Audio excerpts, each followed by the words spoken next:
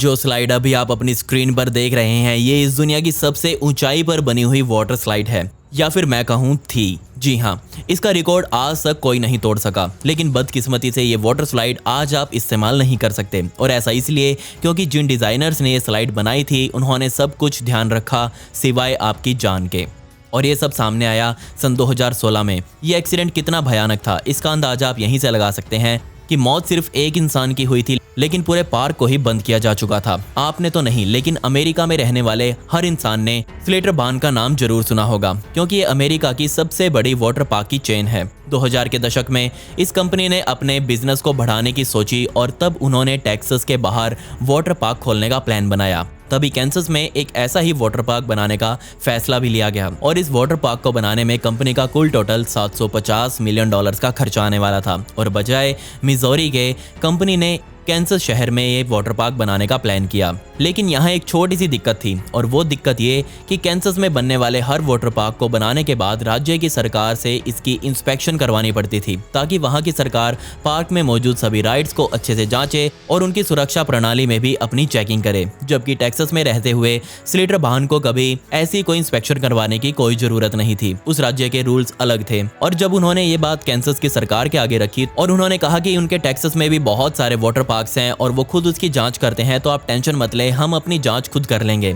लेकिन इससे पहले कि कैंसस में स्लेटर बार्न बन पाता, तभी 2007 और 8 की मंदी का दौर आया, जिस वजह से कंपनी को मजबूरन अपना बजट घटाकर $180 मिलियन पर रखना पड़ा। खैर, 2009 में पार्क बनकर तैयार था, लेकिन अभी तक इस पार्क को सफलता नहीं मिली। और 2012 में इसके मालिक जेफ हेनरी ने टीवी पर आकर इसकी एड करवानी शुरू करी। लेकिन उन्होंने लोगों की जरूरत को भी यहाँ महसूस कर लिया था और समझा कि यहाँ के लोगों को कुछ नया चाहिए है। और नए के रूप में उनके दिमाग में आया कि क्यों ना वो दुनिया की सबसे ऊंची और सबसे तेज वाटर स्लाइड बनाएं। 2012 में ही उन्होंने पब्लिक के सामने ये ऐलान कर दिया था कि 2013 के बीच तक पहुंचते पहुंचते ये रिकॉर्ड तोड़ने वाली स्लाइड बनकर तैयार हो जाएगी। लेकिन दिक्कत यहाँ ये थी कि हेनरी को ये स्लाइड बनाने के लिए कोई कॉन्ट्रैक्टर नहीं मिल रहा था। इस वजह से उन्होंने खुद ही इसका निर्माण स्टार्ट करवाया और यहाँ जॉन स्कूली नाम के इस बंदे को इस स्लाइड का मुख्य डिजाइनर रखा। कमाल की बात यह थी कि ना ही हेनरी को और ना ही जॉन को किसी भी वाटर स्लाइड की टेक्निकल और इंजीनियरिकल नॉलेज थी। लेकिन फिर भी ये लोग नहीं रुके। इन्होंने इस स्लाइड का नाम वेरुक्ट रखा।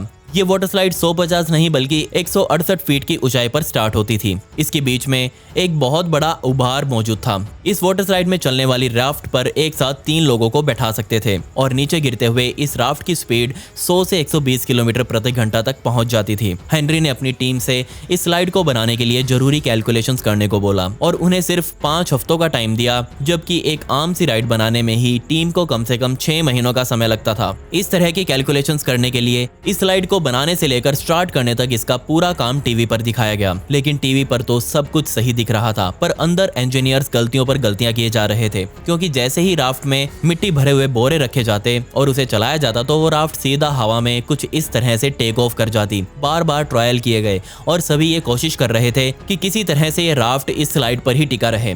2014 तक आते आते फाइनली ऐसा लग रहा था कि ये स्लाइड सही ट्रैक पर चढ़ चुकी है और अब इस पर चलाए जाने वाले राफ्ट हवा में भी नहीं उड़ रहे थे। साथ ही इस स्लाइड के चारों ओर एक सेफ्टी नेट भी इंस्टॉल किया गया, ताकि अगर कोई दिक्कत भी आए तो पैसेंजर्स अंदर ही रहे।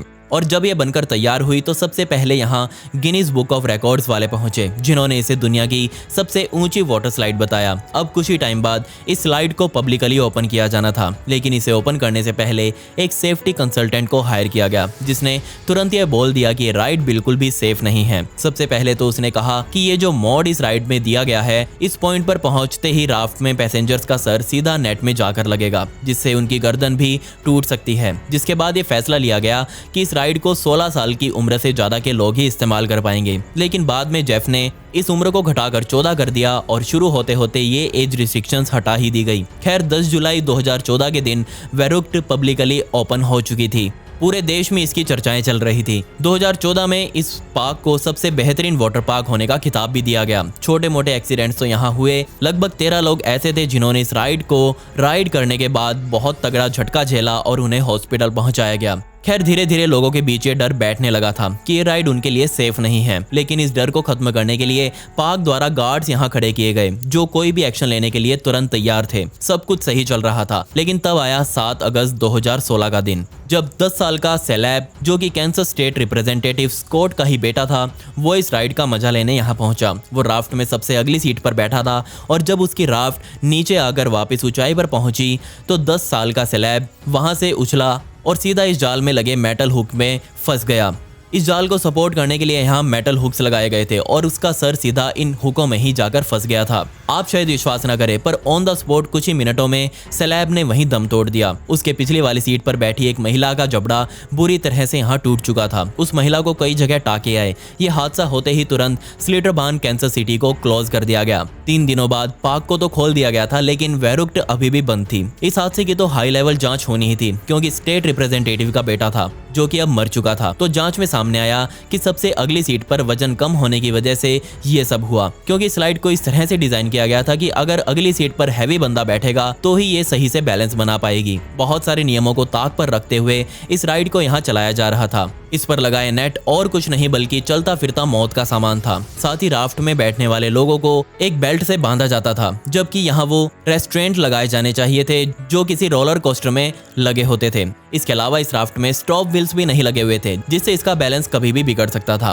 खैर मामला कोर्ट में आया और कहा गया कि ये सब इसलिए हुआ क्योंकि स्लिटरबार्न ने स्टेट इंस्पेक्शन करने के बजाय सेल्फ इंस्पेक्शन करी, जिसमें वो पूरी तरह से फेल हुए, क्योंकि कई तरह के आरोप स्लिटरबार्न पर साबित हो चुके थे। सबसे पहले तो कोर्ट ने परिवार को अपने बेटे की मौत के बदले $20 मिलियन का मुआवजा स्लिटरबार्न की तरफ से दिलवाया। सन 2018 में जेफ हेनरी और जॉन स्कूली पर 2nd डिग्री मर्डर चार्जेस लगे। इसके अलावा उन पर सैकड़ों लोगों की जान के साथ खेलने के भी चार्जेस लगाए गए। सरकारी वकीलों ने कोर्ट में साबित कर दिया कि इन दोनों के पास किसी राइड को बनाने की कोई टेक्निकल एक्सपर्टीज नहीं थी। ये सिर्फ अपने अंदाजे से ही एक राइड बनाकर लोगों की जान को खतरों में डाल रहे थे। पूरे पार्क पर नेग्लिजेंस और काउंसिलिंग ऑफ डिजाइन फ्लॉज के आरोप साबित हुए। सन 2019 में जॉन और हेनरी के ऊपर से क्रिमिनल चार्जेस तो हटा दिए गए, क्योंकि उनके ऊपर आरोप साबित करने में सरकारी वकील पूरी तरह से असमर्थ थी। लेकिन यहाँ पर बहुत सारे देश और दुनिया के एक्सपर्ट सामने आए जिन्होंने क्लेम किया था कि ये राइड पूरी तरह से नियमों के खिलाफ चल रही थी। पर यहाँ पर जॉन और जेफ को एक फायदा मिल गया, क्योंकि उस देश में उस समय तक किसी भी राइड के लिए कोई खास तरह के रेगुलेशंस नहीं बनाए गए थे। खैर इस राइड को उस हादसे के बाद यानी कि जून 2016 के बाद से कभी वापस खोला नहीं गया। 2018 में इस राइड को धीरे धीरे कर पूरी तरह से हटा दिया गया, जिस वजह से पूरे देश में स्लिटरबार्न की इज्जत को बहुत तगड़ा धब्बा लगा। इज्जत अपनी डूबती हुई देख स्लिटरबार्न ने अपने इस पार्क को ही बंद कर दिया गया और कैंसस में ये बना पार्क आज भी पूरी तरह से लावारिस पड़ा हुआ है। 2019 में अपनी कुछ स्लाइड्स को यानी कि छोटे मोटे झूलों को और कुछ स्विमिंग पूल्स को स्लिटरबार्न ने किसी दूसरी कंपनी को बेच डाला था। खैर मुझे भी यही लगता है कि एक ऐसी राइड बनाने के लिए, दुनिया की सबसे ऊंची राइड बनाने के लिए बहुत सारी एक्सपर्टीज की जरूरत है। हम कभी भी किसी की जान को ऐसे ही खतरे में नहीं डाल सकते। लेकिन यहाँ पर जेफ और जॉन को सिर्फ यही जल्दी थी कि वो जल्दी से जल्दी अपने राइड को ओपन करें, चाहे वो कैसी भी बनी हो। अगर वो यहाँ पर किसी सिविल एक्सपर्ट और टेक्निकल एक्सपर्ट को हायर कर लेते, थोड़ा टाइम लग जाता, लेकिन हाँ उनकी राइड सेफ बन जाती। लेकिन यहाँ पर छोटे मोटे हादसे होते रहे। अगर वो तब भी ध्यान दे लेते तो भी यहाँ पर वो बड़े वाला हादसा बच जाता, पर उन्होंने ध्यान नहीं दिया, इसको सिर्फ नेग्लेक्ट किया। लेकिन बदकिस्मती से ये राइड तभी बंद हुई जब एक 10 साल के लड़के को बेवजह अपनी जान गंवानी पड़ी, पर तब तक बहुत देर हो चुकी थी। खैर पिछली वीडियो का शाउट आउट साहिल को and comment pick me to get a shout out in next video. आपको ये वीडियो कैसे लगी कमेंट्स में वो भी बता दें। मिलते हैं अगली वीडियो में। ये वीडियो देखने के लिए धन्यवाद।